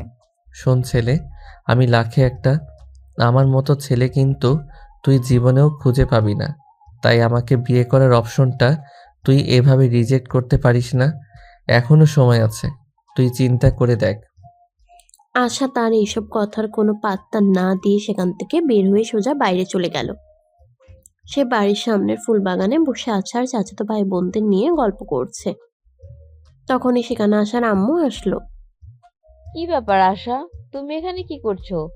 রাজ এতদিন পর আমাদের বাড়িতে এসেছে, তুমি তাকে একটু সময় দাও। আমি কেন ওই উগান্ডারের বংশধরকে সময় দিতে যাব? আমার এতটাও সময় নেই যে আমি তার সঙ্গে সময় কাটাতে যাব। আমার কাজ আছে। আচ্ছা, তোমার কি হয়েছে? তুমি প্লিজ বলবে আমাকে। ছেলেটা আসার পর থেকে দেখছি তুমি ছেলেটাকে একদম সহ্য করতে পারো না। সেখানে তুমি কি করছো না করছো সে ব্যাপারে তো আমি কিছুই জানি না, কিন্তু ছেলেটা এখন আমাদের বাড়িতে বেড়াতে এসেছে। তোমার উচিত ছেলেটার সঙ্গে ভালো ব্যবহার করা। পারবো না আমি তার সঙ্গে ভালো ব্যবহার করতে, কারণ আমি যতদিন তাদের বাড়িতে থেকেছি ততদিন সে আমাকে একটু রেসপেক্ট করেনি। সব সময় আমার সঙ্গে অসভ্যতামই করেছে। আমি কেন এখন তার সঙ্গে ভালো ব্যবহার করতে যাব? আশার আম্মু তখন আর কোনো কথা না বলে চুপচাপ সেখান থেকে চলে গেল। এদিকে দেখতে দেখতে বিকেল হয়ে এলো। আশা তখন ছাদে তার ফুল গাছগুলোতে পানি দিচ্ছিল।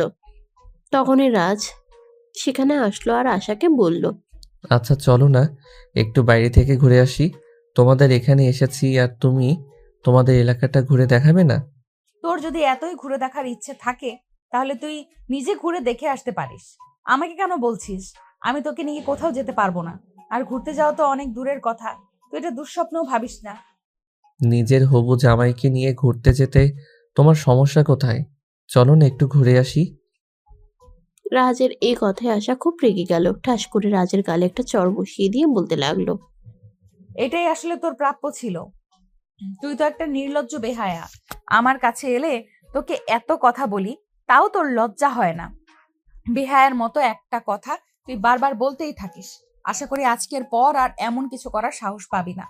কে বলছে তোমারে আমি সাহস পাবো না?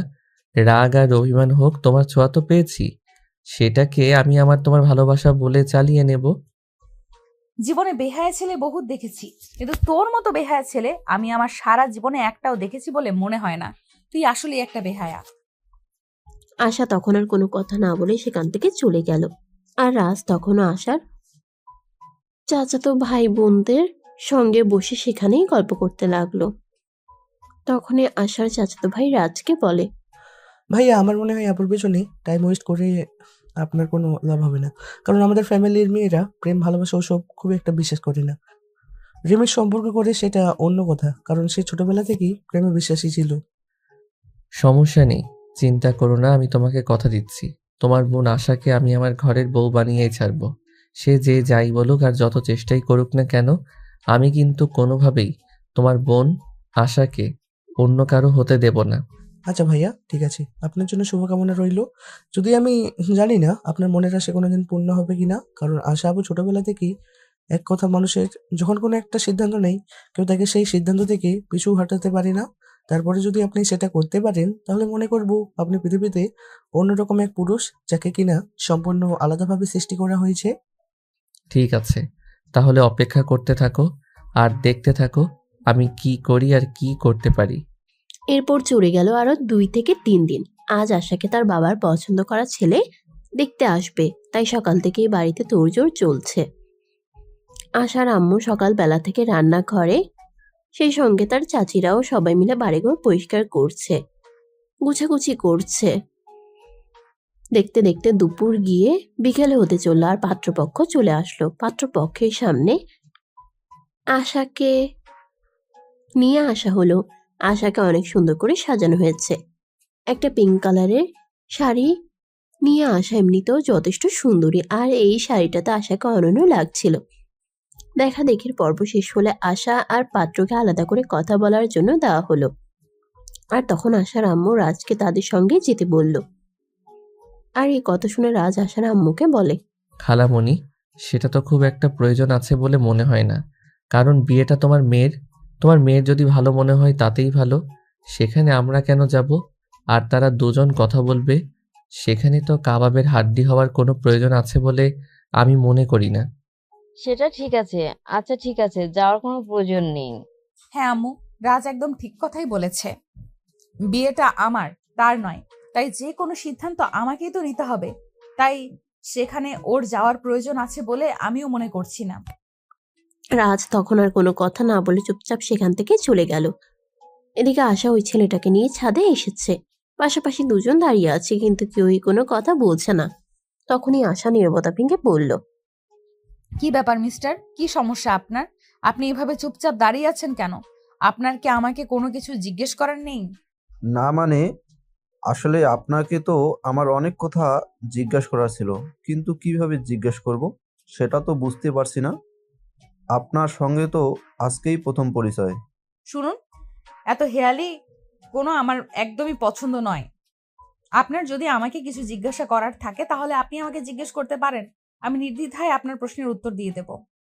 না মানে, আসলে আমি আপনার কাছ থেকে বেশি কিছু জানতে চাই না। আপনি কি রিলেশনশিপ কন্টিনিউ করছেন?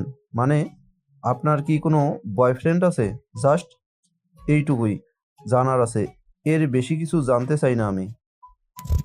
কোনো দিন আমাকে দিয়ে হয়রানি আর ভবিষ্যতে কোনোদিন হবে কিনা সে ব্যাপারে আমার যথেষ্ট সন্দেহ আছে। তাই আমি বলবো এই ব্যাপারে আমাকে প্রশ্ন না করাই আপনার সবচেয়ে বেশি ভালো হবে। তাছাড়া একটা কথা হয়তো আপনারা সবাই খুব ভালো করেই জানেন, মেয়েরা বিয়ের আগে প্রেম প্রেম করেই থাকে, কিন্তু বিয়ের পর সবকিছু ছেড়ে দেয় সংসার বাঁচানোর তাগিদে। হ্যাঁ, সেজন্যই আমি আপনার কাছে জানতে চাইছি, কারণ মনে একজন আর অন্যজনও সংসার করা, এটা আমি পছন্দ করি না। আপনি যদি অন্য কাউকে পছন্দ করেন, তাহলে সেটা আপনি আমাকে বলতে পারেন। না, আপনি একদম নিশ্চিত থাকতে পারেন আমার লাইফে এখনো সেরকম কেউ আসেনি আর আসবেও না। যাই হোক, এবার আপনি আপনার ব্যাপারে বলেন, আপনার কি কোনো গার্লফ্রেন্ড আছে? আশার কথা শুনে রাজীব আশাকে কিছু বলতে চাইছিল, কিন্তু রাজীবকে সে কথা বলার সুযোগ না দিয়ে রাজ সেখানে এসে উপস্থিত হলো। আর রাজীবকে উদ্দেশ্য করে বলতে লাগলো, এই যে ভাই শোনো, তোমাকে তোমার ভালোর জন্যই বলছি, এই মেয়ের পিছু নিও না, কারণ এই মেয়ে আমার সঙ্গে রিলেশনে আছে। এই তো কদিন হলো একটু সমস্যা হয়েছে, তাই এরকম করছে। এক্সকিউজ মি, আপনাকে তো আমি চিনলাম না। আরে ভাই, তুই আমার গার্লফ্রেন্ডকে পটিয়ে বিয়ে করতে চাইছিস, আর এখন কি না তুই আমাকে বলছিস তুই আমাকে চিনতে পারছিস না? তাহলে তুই কেমন ছেলে সেটা তুই তোর নিজের কাছেই প্রশ্ন কর। আরে ভাই, আপনি তো হ্যালিফোনা না করে আমাকে এটা বলুন যে কে আপনি, আর আমার হবু স্ত্রীর সঙ্গে আপনার কি সম্পর্ক? আরে ভাই, ও আমার গার্লফ্রেন্ড। সেই ক্লাস 9 থেকে ওর সঙ্গে সম্পর্ক, আর এই বছরই আমরা অনার্স কমপ্লিট করতে চলেছি। আর এখন কিনা তুই বলছিস আমি কে? ভাই শোন, বিয়ে যদি তুই করিস তাহলে ও কিন্তু তোর বউকে পালিয়ে নিয়ে গিয়ে বাসরটা আমিই সারবো। রাজের কাছ থেকে এমন কথা শুনে রাজীব কি করবে সেটা ভেবেই পাচ্ছিল না, তাই সে আশাকে প্রশ্ন করে। কি ব্যাপার ম্যাডাম, আপনার ব্যাপারে উনি এসব কি বলছেন? আপনি কি দয়া করে আমাকে খুলে বলবেন কিছু? এ ব্যাপারে আমি আপনার মুখ থেকে শুনতে চাই। আরে আপনি এর কথা একদম বিশ্বাস করবেন না, এর মাথায় সমস্যা আছে, সব সময় এরকম উল্টাপাল্টা বকে। আরে ডার্লিং, তুমি এরকম কেন করছো? তোমার সঙ্গে তো আমার সেদিন একটু ঝামেলা হলো, আহ, আর তার জন্য তুমি আমাকে ফেলে অন্য কাউকে বিয়ে করে নেবে এমনটা হতে পারে নাকি? তুমি ওকে বলে দাও যে তুমি আমাকে ভালোবাসো। দেখ রাজ, এখন কিন্তু একদম বেশি বাড়াবাড়ি হয়ে যাচ্ছে। আমি কিন্তু তোর ব্যাপারে সবার কাছে বলে দেব। কথাবার্তা বন্ধ করে এসব কিছু আমি আর সহ্য করতে পারছি না। এবার তুই দয়া করে আমাকে রেহাই দে। এতদিনের ভালোবাসার সম্পর্ক আমাদের, আর তুই আমাকে বলবি আমি তোকে রেহাই দিয়ে দিব? এমনটা তো হতেই পারে না। আমি আমার সামান্য একটা ভুলের জন্য নিজের ভালোবাসাকে কখনোই হারাতে পারবো না। তুই আমার প্রথম আর শেষ ভালোবাসা। জীবনের বিনিময়ে হলেও তোকে আমি আমার করবই। দেখুন মিস আশা, নিজের বয়ফ্রেন্ডকে বাড়িতে ডেকে এনে আমাদের এভাবে অপমান করা খুব বেশি দরকার ছিল না। আরে ভাই, আপনি ভুল ভাবছেন। এ আমার বয়ফ্রেন্ড নয়, এ আমার খালাতো ভাই। এর সঙ্গে আমার কোনো প্রেমের সম্পর্ক নেই। আপনার যদি আমার কথা বিশ্বাস না হয় তাহলে আপনি আমার ফ্যামিলির মানুষদের কাছে জিজ্ঞাসা করতে পারেন, তারা আপনাকে একই কথা বলবে।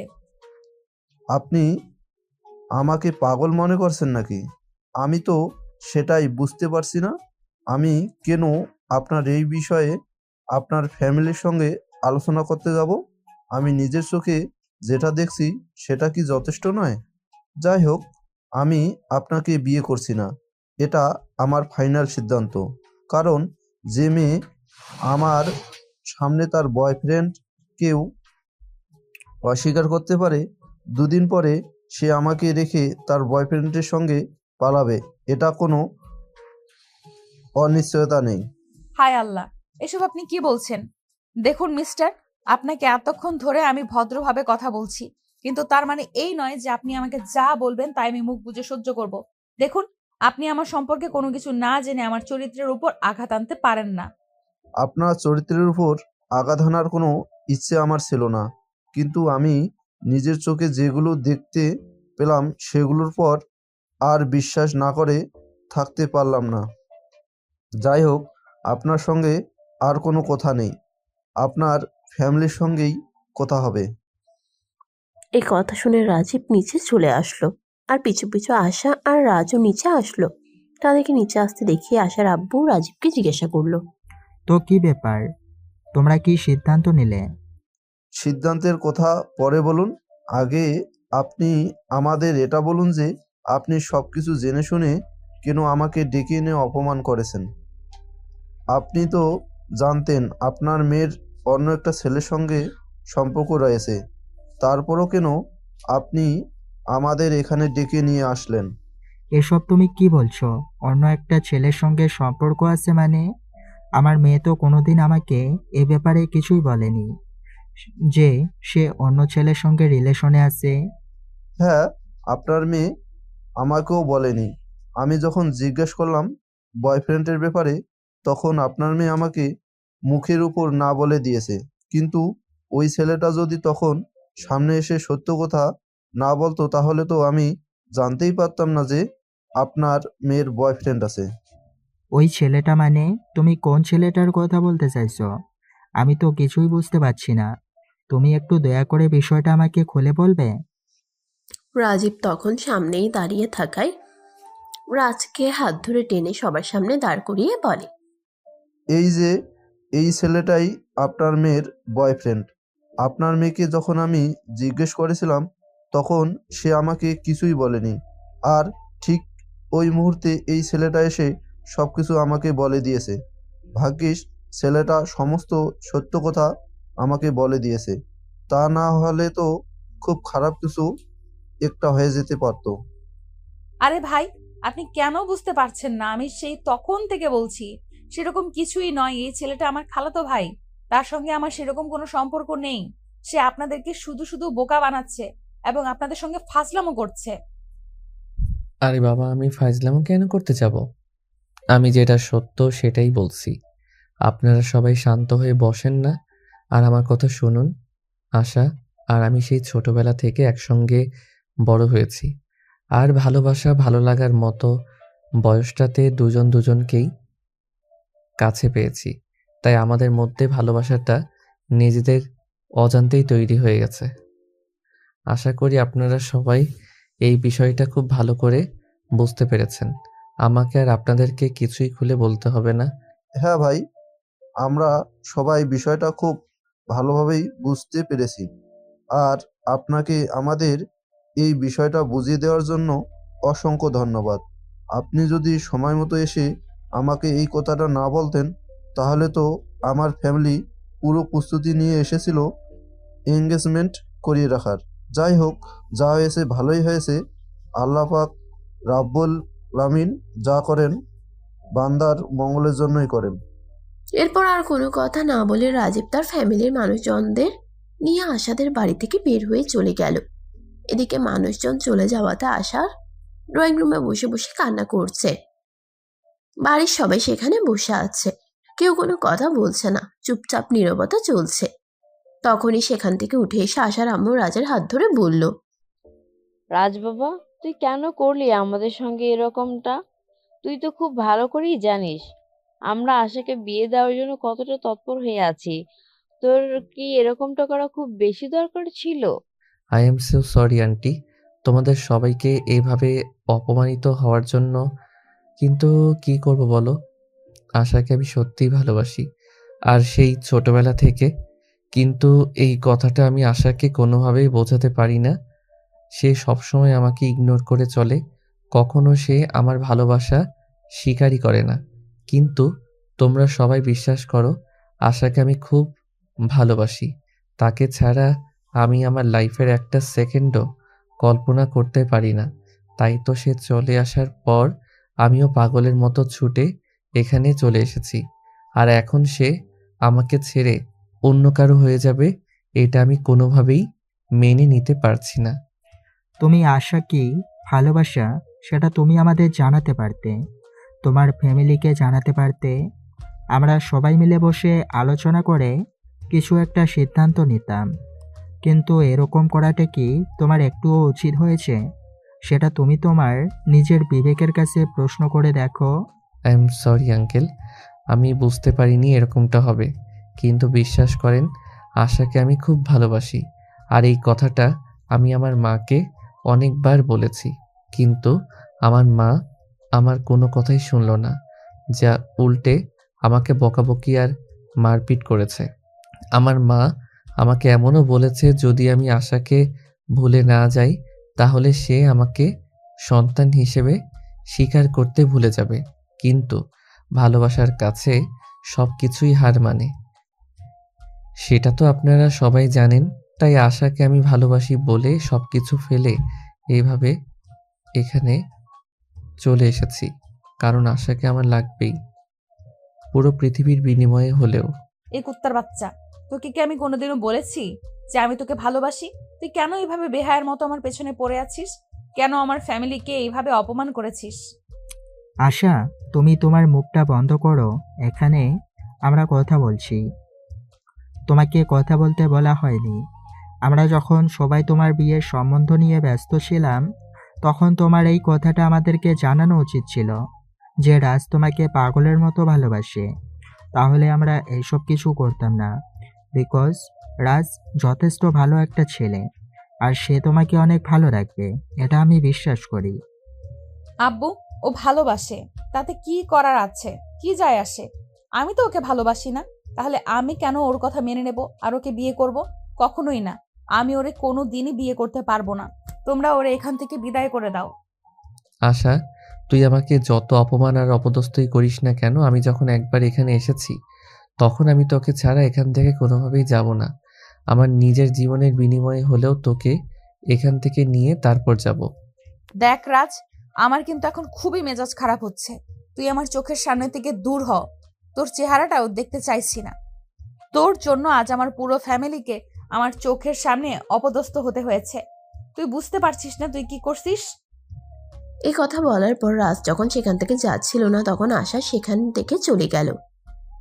আসলে এরকম একটা ঘটনা ঘটবে এটা ফ্যামিলির কেউ কল্পনাই করেনি। যদি তারা এটা জানতো তাহলে হয়তো আজ এরকম পরিস্থিতির মুখোমুখি হতে হতো না। আশা নিজের রুমে এসে রুমের দরজা বন্ধ করে কান্না করছে।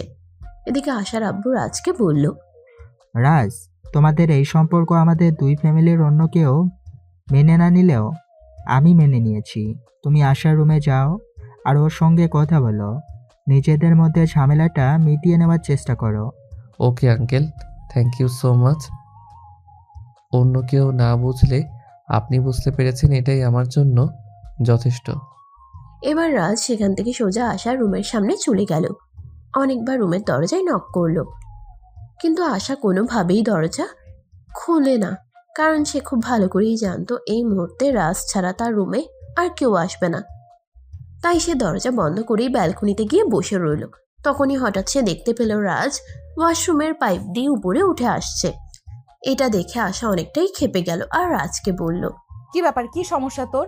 তুই এইভাবে আমার পেছনে পড়েছিস কেন? তোকে না বললাম তুই আমাদের বাড়ি থেকে চলে যা, আমি তোর চেহারাটাও দেখতে চাই না। কিন্তু তারপরও তুই ওয়াশরুমের পাইপ বেয়ে কেন উপরে উঠছিস? আরে বাবা, আগে আমাকে উপরে উঠতে দে, তারপর আমি তোর সব প্রশ্নের উত্তর দিচ্ছি। এখানে দাঁড়িয়ে কথা বলতে গেলে যদি এখান থেকে হাত ফসকে পড়ে যাই তাহলে তো আমার কোমর ভেঙে যাবে, তখন আবার হসপিটালে তোকেই দৌড়াদৌড়ি করতে হবে। আচ্ছা ঠিক আছে, এবার বল কি সমস্যা তোর? তুই কেন আমার কাছে এসেছিস? আমি তো রুমের দরজা বন্ধ করে এখানে এসে বসে আছি যাতে তুই আমাকে কোনো বিরক্ত করতে না পারিস। তুই আগে আমাকে এটা বল, তুই রুমের দরজা কেন বন্ধ করেছিস? তুই জানিস না আমি তোকে ভালোবাসি, তোকে ছাড়া আমি এক মুহূর্ত থাকতে পারবো না। আর সেখানে তুই যদি আমাকে ছেড়ে অন্য কাউকে বিয়ে করে নিস তাহলে আমি কি করে বাঁচবো তুই আমাকে বল। শোন রাজ, তোকে আমি আগেও বলেছি আর এখনো বলছি, ভালোবাসা কখনোই একতরফা হয় না। ভালোবাসতে গেলে দুজনকে সমানভাবে বাসতে হয়, তা না হলে সেই ভালোবাসার কোনো ভ্যালু থাকে না। তুই আমাকে ভালোবাস, তোকে ভালোবাসতে কে নিষেধ করেছে? শোন, বিয়ে করার জন্য আর 5টা ছেলের মধ্যে যা রয়েছে আমার মধ্যেও তাই রয়েছে। আমি তোকে সুখে রাখতে পারবো, তুই আমার উপর এইটুকু ভরসা রাখতে পারিস? শোন, পৃথিবীতে আমি কেন, কোনো মেয়েই তোর মতো বেকার ভণ্ড আর বদমাইশ মার্কা একটা ছেলেকে বিয়ে করবে না। আরে তুই আমাকে বেকার কেন বলছিস? এই তো সবে পড়াশোনা শেষ করলাম, এখন আমি আমার বাবার ব্যবসা দেখাশোনা করব। তাছাড়া তুই খুব ভালো করেই জানিস আমার বাবার পরে বাবার সমস্ত সম্পত্তির একমাত্র উত্তরাধিকারী হলাম আমি। তাহলে আমি বেকার হলাম কি করে? তুই আমার কাছে কি চাস এক্স্যাক্টলি সেটা আমাকে বলবি? আমি তোর এইসব নির্যাতনা সহ্য করতে পারছি না। দয়া করে তুই আমাকে মুক্তি দে, আমি তোর থেকে মুক্তি চাই। তুই আমাকে বিয়ে করে নে, তাহলে আমি তোকে সারা জীবনের জন্য মুক্তি দিয়ে দিব। তোকে আর কখনোই বিরক্ত করব না, আই প্রমিস। আমারে পাগলে পাইছে না, বুকে ধরছে যে আমি তোকে বিয়ে করতে যাব আর তুই সারা জীবন আমাকে জ্বালাতন করবি? কখনোই না, আমি তোকে কোনোদিনই বিয়ে করব না, মরে গেলেও না। দেখ আশা, আঙ্কেল কিন্তু তোকে আর আমাকে বিয়ে দিতে রাজি হয়েছেন, তাহলে তুই কেন রাজি হচ্ছিস না সেটা বল আমাকে। শোন, পৃথিবীর কোনো ইতিহাসে এটা লেখা নেই যে তোকে আমার বিয়ে করতে হবে, তাই তোকে বিয়ে করার কোনো বাধ্যবাধকতা নেই। এই বলে আশা সেখান থেকে চলে গেল। একদম বাড়ি থেকে বের হয়ে পুকুর ঘাটে গিয়ে তখনই আশার আব্বু সেখানে আসলো আর তার পাশে বসে বসতে লাগলো। মামনি, আমি তোমার সঙ্গে কিছু কথা বলতে চাই। তুমি রাজের ব্যাপারে ছাড়া অন্য যে কোনো ব্যাপারে আমার সঙ্গে কথা বলতে পারো, আমি সব ব্যাপারে তোমার সঙ্গে কথা বলতে প্রস্তুত, কিন্তু রাজের ব্যাপারে আমি কোনো কথা বলতে চাই না। আমি তোমার সঙ্গে রাজের ব্যাপারে কথা বলতে চাই, আর আমার সমস্ত কথা তোমাকে শুনতেই হবে, কারণ রাজ যথেষ্ট ভালো একটা ছেলে। তুমি ছোটবেলা থেকে তার সঙ্গে বড় হয়েছো। সে তোমাকে যতটা বুঝবে, অপরিচিত একটা ছেলে তোমাকে কখনোই এতটা বুঝবে না। তাছাড়া রাজের ব্যাপারে আমি যথেষ্ট কনফিডেন্স নিয়ে বলতে পারি, সে তোমায় ভালোবাসে আর ভালো রাখবে। আব্বু, পৃথিবীতে ছেলের অভাব পড়েনি যে আমার সারা পৃথিবীর ছেলেদের রেখে রাজকেই বিয়ে করতে হবে। আমি রাজকে বিয়ে করব না। বিয়ে করা, সংসার করা বা ভালোবাসার জন্য যে একটা ফিলিংস প্রয়োজন, সেটা আজ পর্যন্ত রাজের জন্য কোনোদিনই আমার আসেনি, আর ভবিষ্যতেও আসবে বলে আমার মনে পড়ে না। কিন্তু আমার মনে হয় সেটা তোমার ধারণার ভুল, কারণ আমি তোমাদের বয়সটা পার করে এসেছি। তাই বলছি, কারণ তোমরা দুজনেই ভালো লাগার মতো সময়টা একসঙ্গে কাটিয়েছ। তাই কোথাও না কোথাও তোমাদের একটু হলেও দুর্বলতা আছে। তাই আমি সব কিছু চিন্তা ভাবনা করে সিদ্ধান্ত নিয়েছি, তোমাকে রাজের সঙ্গেই বিয়ে দেব। আব্বু, তোমাদের সবার মাথা খারাপ হয়ে গেছে। আমি রাজকে কোনোদিনই বিয়ে করব না। সে তোমরা আমাকে যাই বলো আর যাই করো, প্রয়োজন হলে আমি তোমাদের সবাইকে ছেড়ে অনেক দূরে চলে যাব, যেখানে তোমরা আমার ছায়াটা পর্যন্ত খুঁজে পাবে না। অতঃপর আশা তার আব্বুকে আর কোনো কথা বলার সুযোগ না দিয়ে সেখান থেকে চলে গেল। এদিকে আশার আব্বু বাড়ির ভিতরে এসে রাজের আম্মুকে ফোন করলো। আসসালামু আলাইকুম দুলাভাই, কেমন আছেন? হঠাৎ এতদিন পর কি মনে করে? আপনি তো ব্যস্ত থাকেন, সচরাচর আমাদের কাউকেই ফোন করেন না। ওয়ালাইকুম আসসালাম। এই তো আলহামদুলিল্লাহ, আল্লাহর অশেষ রহমতে ভালোই আছি। তোমাদের সঙ্গে একটু জরুরি দরকার ছিল। তুমি কি রাজের আব্বুকে নিয়ে একবার আমাদের বাড়িতে আসতে পারবে? আসলে আমি 1 সপ্তাহে ছুটিতে এসেছি, তাই তোমাদের সঙ্গে একবার দেখা করতে মন চাইলো। তাছাড়া তোমাদের সঙ্গে একটু জরুরি বিষয়ে কথা বলতে চাই। কি ব্যাপার দুলাভাই, কিছু হয়েছে নাকি? খুব বেশি জরুরি হলে আপনি ফোনে বলতে পারেন, আমি শুনেছি। বিষয়টা খুবই জরুরি, কিন্তু ফোনে বলা যাবে না। তুমি রাজের আব্বুকে নিয়ে আগামীকালকেই পারলে আমাদের এখানে চলে এসো, তারপর সামনাসামনি বসে কথা বলতে চাই। আমি শুনছি। আচ্ছা দুলাভাই, ঠিক আছে, কোনো সমস্যা নেই। রাজা আপু বাড়িতে আসুক, আমি ওনার সঙ্গে কথা বলে আপনাকে রাতে জানাচ্ছি। এই কথা বলে রাজের আম্মু ফোনটা কেটে দিল। আর সেদিন রাত্রে বেলা রাজের আব্বু যখন বাসায় আসলো, তখন তিনি রাজের আব্বুকে সবকিছু খুলে বললেন।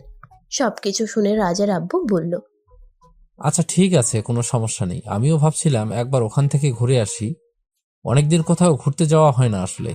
আমাদের তো তেমন কোনো আত্মীয় স্বজন নেই, তাই আত্মীয় স্বজনের বাড়িতে বেড়াতে যাওয়াটা খুব কমই হয়ে থাকে। এখন যেহেতু দুলাভাই আমাদেরকে ইনভাইট করেছেন, তাহলে তো ভালোই হলো। তাহলে কি আমি সকালবেলা ব্যাগপত্র সবকিছু গুছিয়ে রাখবো? হ্যাঁ, তুমি সকালবেলা সবকিছু গুছিয়ে রেখো। আমি অফিসের কাজ শেষ করে দুপুরের মধ্যেই বাসায় চলে আসব, আর তারপর সন্ধ্যার মধ্যেই তাদের বাড়িতে চলে যাব। অতঃপর পরদিন সন্ধ্যা হতে না হতেই রাজের আব্বু আম্মু আশাদের বাড়িতে চলে আসলো। আশা তার খালামণি আর খালুকে তাদের বাড়িতে দেখে একদম অবাক হয়ে তার খালামণিকে জিজ্ঞাসা করে, কি ব্যাপার খালামণি, হঠাৎ করে তোমরা আমাদের বাড়িতে চলে আসলে? আমি তো কিছুই বুঝতে পারছি না, আসলে কি হচ্ছে আমাদের বাড়িতে। হ্যাঁ, সেটা তো আমিও বুঝতে পারছি না। কালকে তোমার আব্বু হঠাৎ করে ফোন দিল আর আমাদের দুজনকে এখানে আসতে বললো, কারণ জিজ্ঞেস করলে তোমার আব্বু আমাদের দুজনকেই বললো না। এইভাবে হুট করে চলে আসলাম। আচ্ছা ঠিক আছে, তোমরা ভেতরে গিয়ে বিশ্রাম নাও। আব্বু একটু বাইরে গেছেন, এলাকার কারো সঙ্গে দেখা করতে হয়তো। আচ্ছা ঠিক আছে, কোনো সমস্যা নেই। তোমার আম্মু কোথায়? তোমার আম্মুকে বলে দাও আমরা চলে এসেছি, আর তোমার আঙ্কেলকে রুমে নিয়ে যাও।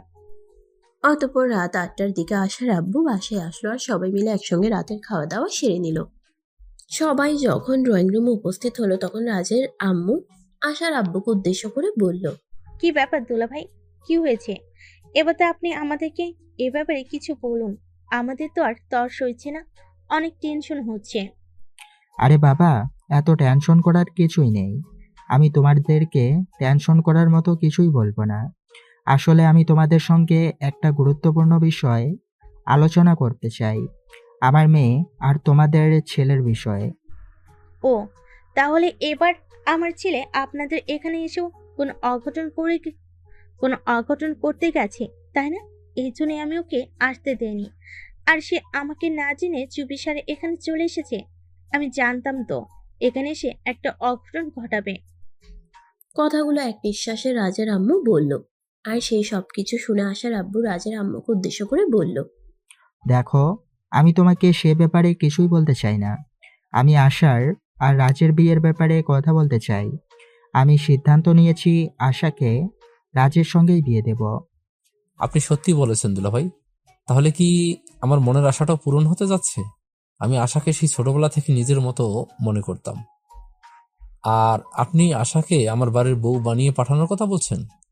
এটা তো আমাদের জন্য খুবই খুশির খবর। হ্যাঁ দুলাভাই, এটা আমাদের জন্য খুবই খুশি খবর। রাজ আশাকে ভালোবেসে সেটা আমি জানি, কিন্তু আমি ভেবেছিলাম আপনার এই সম্পর্ক কোনোদিন মেনে নিবেন না। তাই আমি এই ব্যাপারে আপনাকে এবং রাজের আব্বুকে কিছুই বলিনি, কারণ আমি খুবই ভয় পেতাম ফ্যামিলিগত একটা সম্পর্ক যদি ভেঙে যায়। ভয় পাওয়ার কোনো কারণ নেই। আমি জানতে পেরেছি রাজ আশাকে ভালোবাসে। তাই আমি সিদ্ধান্ত নিয়েছি আশাকে রাজের সঙ্গেই বিয়ে দেব।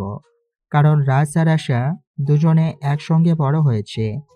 তাদের দুজনের জন্য দুজনের মন কোথাও না কোথাও একটু দুর্বলতা আছে। আশা যদিও এখন সেটা অস্বীকার করছে, কিন্তু আমি বাবা হয়ে সেটা বুঝতে পারি। তাই আমার এরকম সিদ্ধান্ত নেওয়া। আশা করি আমাদের দুই ফ্যামিলির কারোরই এই ব্যাপারে কোনো অমত হবে না। কি বলেন দুলাভাই, অমত কেন হতে যাবে? আমরা ছোটবেলা থেকেই আশাকে নিজের মেয়ের মতো মনে করি। আর আশা কি আমাদের বাড়ির বউ বানাতে পারলে আমাদের খুবই ভালো লাগবে। এ ব্যাপারে কেন আমাদের অমত থাকবে? কাট। এ ব্যাপারে কেন আমাদের অমত থাকতে যাবে? আমাদের কোনো অমত নেই। আমরা আশাকে আমাদের বাড়ির বউ বানিয়ে নিতে একদম প্রস্তুত। আপনি যদি বলেন এখন আশাকে আমাদের বাড়িতে নিয়ে যেতে হবে, তাহলে আমি তাই করব। না, সেরকমটা করার কোনো প্রয়োজন নেই। কারণ আশা আমাদের ফ্যামিলির বড় মেয়ে, আর রাজ তোমাদের একমাত্র ছেলে। আমি চাই না তাদের বিয়েটা সেরকম করে হোক। আমি তাদের বিয়েটা খুব ধুমধাম করে দিতে চাই। এলাকায় সাড়া ফেলতে চাই, সবাই যাতে বলতে পারে আমাদের বাড়ির বিয়ের কথা। আচ্ছা ঠিক আছে, কোনো সমস্যা নেই। আসলে আশাকে আমাদের সবারই খুব পছন্দ হয়েছে, তাই আর কি। তাহলে আপনি কি কিছু ভেবেছেন ওদের বিয়ের ব্যাপারে? কবে ডেট ফিক্সড করতে চান? আমি আসলে লম্বা চওড়া কোনো ডেট নিতে চাই না। আগামী সপ্তাহের ওদের বিয়ে দিতে চাই। এক সপ্তাহ বিয়ের কেনাকাটা আর সমস্ত ঝামেলা শেষ করার জন্য যথেষ্ট সময়। আচ্ছা দুলাভাই, ঠিক আছে, কোনো সমস্যা নেই। আমি এক সপ্তাহে আমাদের সবকিছু ম্যানেজ করে নিতে পারবো। তবে একটাই সমস্যা, আমাদের একটা ইচ্ছে। আমি আমার পুত্রবধূর জন্য সমস্ত গয়নাগাটি আর বিয়ের সমস্ত কেনাকাটা দুবাই থেকে করতে চাই। এইটা আবার সমস্যার কোনো কিছু হলো নাকি? এখনো অনলাইনে সব কিছুই করা যায়। তুমি চাইলে তোমার পুত্রবধূর জন্য গয়না থেকে শুরু করে সমস্ত কিছু অনলাইনে কেনাকাটা করতে পারো। তুমি 3 দিনের মধ্যে সব কিছু হাতে পেয়ে যাবে। কোনো সমস্যা হবে না। তোমাকে পাসপোর্ট ভিসার জন্য দৌড়াদৌড়িও করতে হবে না। তাই নাকি দুলাভাই? এ ব্যাপারে আমার কোনো কিছুই জানা ছিল না। যাই হোক, আপনি যখন বলেছেন তখন আমি সেটাই করব। তবে আগামীকাল থেকে শুরু হবে আমাদের বিয়ের সমস্ত আয়োজন।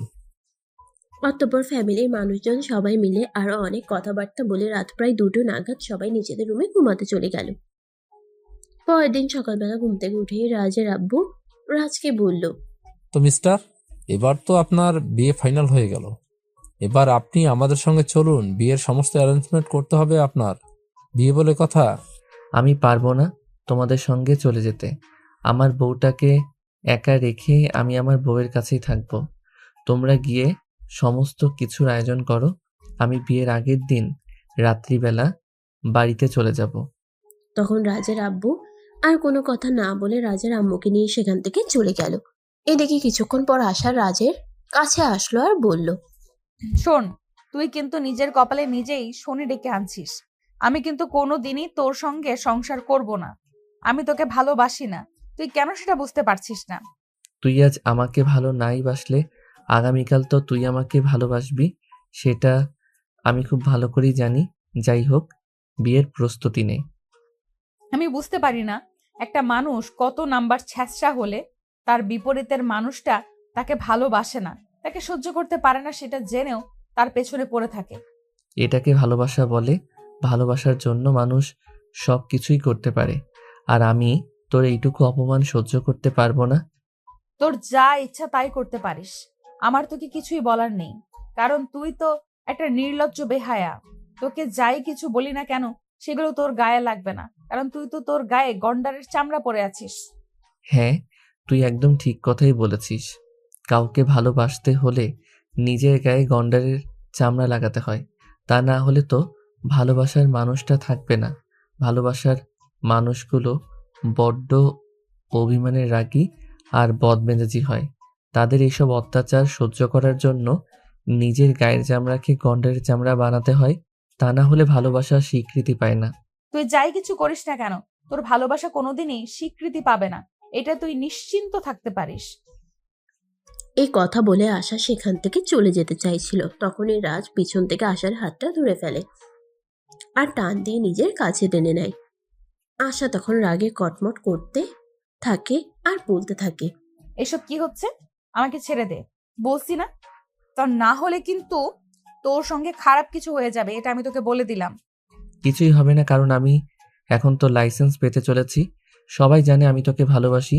এখন যদি অন স্ক্রিনে রোম্যান্স করি তাও কেউ কিছু বলবে না।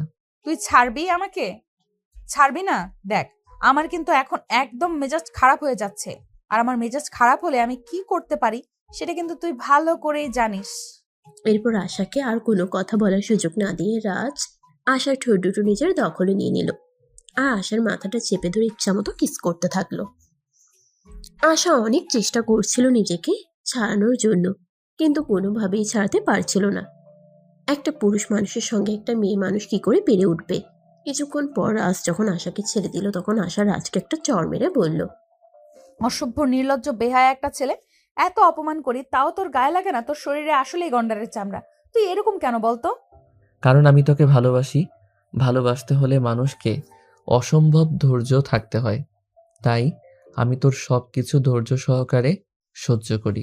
যাই হোক, তোর এই সব কিছু আর বেশি দিন থাকবে না, কারণ অল্প কয়েকদিনের মধ্যেই তোর সঙ্গে আমার বিয়ে হতে চলেছে। আর নিজের স্বামীকে কেউ কখনোই অপমান অসম্মান করতে পারে না, আর তুইও সেসব করতে পারবি না। আর তখন কিন্তু তুই নিজেই আমাকে ভালোবাসতে শুরু করবি। আশা যখন রাজের কথার কোনো উত্তর না দিয়ে চুপচাপ সেখান থেকে চলে গেল। এদিকে দেখতে দেখতে বিয়ের দিন তারিখ ঘনিয়ে এলো। বিয়ের সমস্ত কেনাকাটা কমপ্লিট হয়ে গেছে। বাড়িঘর সবকিছু সুন্দর করে সাজানো হয়েছে, লাইটিং করা হয়েছে, ডেকোরেশন করা হয়েছে। সবকিছুই কমপ্লিট হওয়ার পর রাজের আব্বুর রাজকে ফোন দিল বাড়িতে যাওয়ার জন্য। এই যে মহাশয়, এবার তো আপনার বিয়ের সময় ঘনিয়ে এলো। সমস্ত অ্যারেঞ্জমেন্ট করা শেষ। এবার আপনাকে বাড়িতে আসতে হবে, কারণ কাল আপনার গায়ে হলুদ আর পরশু আপনার বিয়ে। আব্বু, তুমি এভাবে কেন কথা বলছো? আমার বিয়ে সেটা কত আনন্দের বিষয়, সেটা তুমি জানো নাকি জেনে শুনে তুমি আমার সঙ্গে ইয়ার্কি করছো? তুই আমার একমাত্র আদরের ছেলে। তোর পরে আর কোনো সন্তান নেই। তোর প্রতি ভালোবাসাটা কমে যাবে বলে আমি তোকে অবহেলা কি করে করি? তুই তো আমার 7 রাজার ধন। তুই আমার জীবনের সব কিছু। যাই হোক, এখন কথা না বাড়িয়ে আজকে বিকেলেই বাড়িতে চলে আয়। আগামীকাল সকাল থেকেই বাড়িতে হলুদের অনুষ্ঠান শুরু হবে। তোর গায়ের হলুদ দিয়ে তোর বউয়ের গায়ে হলুদ হবে। আচ্ছা বাবা, ঠিক আছে, কোনো সমস্যা নেই। আমি আজ বিকালে চলে আসছি। এখন ফোনটা রাখো। আমি একটু আমার বউটার কাছে যাই আর আমার বউটাকে এই খুশির খবরটা দিয়ে আসি। এই কথা বলে রাজ আর কোনো উত্তরের অপেক্ষা না করেই ফোনটা কেটে দিল আর সঙ্গে সঙ্গে আশার রুমে চলে গেল। আশা তখন ফোনে ফেসবুকের নিউজ ফিড স্ক্রলিং করছিল। রাজ রুমে এসে সেটা দেখেও সে না দেখার ভান করে শুয়ে রইল।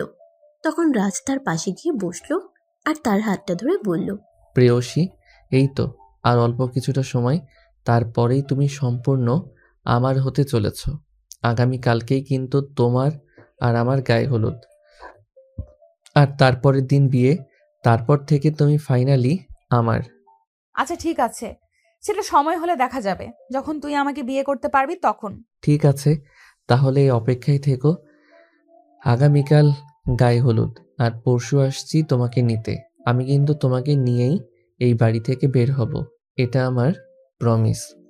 এই কথা বলে তারপর আর এক মুহূর্ত দেরি না করে রাজ সেখান থেকে বের হয়ে চলে গেল নিজের বাড়ির উদ্দেশ্যে। বাড়িতে পৌঁছাতেই তার প্রায় সন্ধ্যা হয়ে গেল। বাড়িতে তার দাদার বাড়ির মেহমানরা অপেক্ষা করছিল। সে বাড়িতে পৌঁছাতেই তার দাদু তাকে বলল, আমার দাদু ভাইটা এত বড় হয়ে গেছে সেটা তো আমাদের কারোরই খেয়ালই ছিল না। এই তো সেদিন ছোট বাচ্চাটা হলো, আর আজকে তার বিয়ের তোড়জোড় চলছে। কদিন পর তার ঘরে একটা ছোট্ট ফুটফুটে বাবু আসবে। হ্যাঁ দাদু, তাই যেন হয়। তুমি দোয়া করো যাতে খুব তাড়াতাড়ি একটা ছোট্ট বাবু আমাদের বাড়িতে আসে। সেটা আবার বলতে হয় নাকি? আমি যখন থেকে তোর বিয়ের খবর শুনেছি তখন থেকে নামাজ পড়ে আল্লাহর কাছে দোয়া করছি যেন কিছুদিনের মধ্যেই আমার দাদু ভাইয়ের ঘরে ছোট্ট ফুটফুটে একটা বাবু আসে। এখন তুমি এখানে কথা না বাড়িয়ে ভেতরে যাও। তোমার চাচাতো ভাই বোনেরা এসেছে, তোমার জন্য অপেক্ষা করছে। অতঃপর রাজ সেখানে আর দেরি না করে ভিতরে চলে গেল। তার চাচাতো ভাই বোনদের সঙ্গে আড্ডা দিতে থাকলো। এভাবেই কেটে গেল সেই দিনটা। বড়দিন গায়ে হলুদের অনুষ্ঠান হয়ে গেল। রাতের বেলা রাজ আশাকে ফোন করলো। আশা তার ফোনটা ধরতে চাইছিল না, কিন্তু পরপর রাজ ফোন করেই চলেছিল, তাই বাধ্য হয়ে তাকে ফোনটা রিসিভ করতে হলো। ও ম্যাডাম, এবার তো আপনার বিশ্বাস হলো যে আপনি সত্যি সত্যি আমার হতে চলেছেন? ফাসলামো মার্কা কথাবার্তা বাদ দিয়ে তুই আমাকে এটা বল, তুই আমাকে ফোন কেন করেছিস? ফোন করেছি এই কারণেই যে আমি তোকে জানাতে চাই আগামীকাল আসছি, আর তোকে কিন্তু আমার সঙ্গে নিয়ে আসবো, আর তারপর কিন্তু দীর্ঘ ২৬ বছরের মানুষ কামনা পূরণ করব। আশা তখন কোনো কথা না বলেই ফোনটা কেটে দিল, কারণ তাকে মেহেন্দি পরানো হচ্ছিল। আর তার চাচাতো মামাতো ভাই বোনেরা তো আশেপাশেই ছিল, আর সবাই সেগুলো শুনছিল। রিমি তো কথাটা শুনে পাশ থেকে বলেই উঠল, কি রে আপু, ফোনটা কেটে দিলি কেন? দুলাভাই তোর সঙ্গে কত রোমান্টিক করে কথা বলছিল, ফোনটা কেটে দেয়া কিন্তু একদমই ঠিক হয় নাই। আমাদেরকেও একটু শিখতে দে, বিয়ের পর কিভাবে বরের সঙ্গে রোম্যান্স করব। একদম চর মেরে সব কটা দাঁত ফেলে দিব বলে দিলাম। বজ্জাতের হাড্ডি হয়েছে সেটা একটা, তোদেরকে এইসব কথা শুনতে কে বলেছে?